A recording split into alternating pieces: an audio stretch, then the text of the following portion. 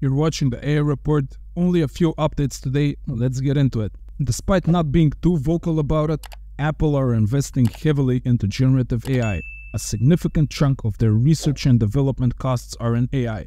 Yeah, I think AI will become a native part of phones. We're already seeing announcements about this and some other more cutting-edge Android phones, so we can probably expect stronger chips and native generative AI in the next generation of smartphones. Moving on, famous rapper and coolest short person in the world, Lil Wayne, believes that AI would have a hard time duplicating him.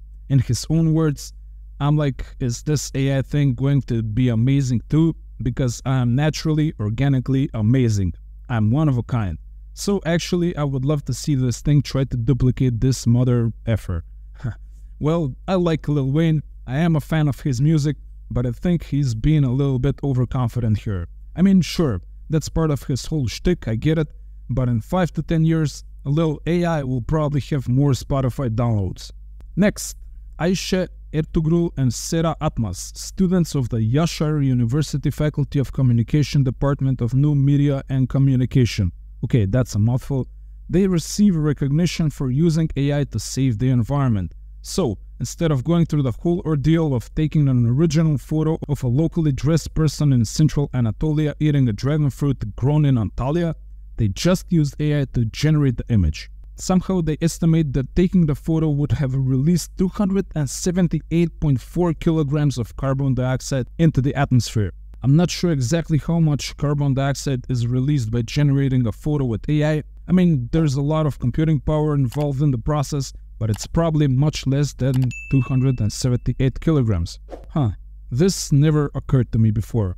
Generating images with AI instead of going through the hassle of taking original photos is probably much better for the environment. Good stuff. And finally, great interview with Professor Karim Lakhani, who specializes in workplace technology and AI at Harvard. He believes that AI can help with every task that involves thinking. To briefly summarize the interview, he has observed the tremendous impact that AI and machine learning have had on businesses in the last few years, and those technologies are now at the core of many of the biggest businesses out there. The challenges for older businesses to adopt AI are not even that big. They're mostly organizational in his opinion instead of technical. If businesses want to remain competitive, they need to adopt the new digital and AI-first mindset. That involves learning at least the basics of how AI and machine learning technologies work. Business owners need to understand this the same way they understand accounting and sales and marketing. They don't need to be experts at it, but they need to know what's happening. Wow, this guy is basically doing an advertisement for my channel. Thank you, Professor.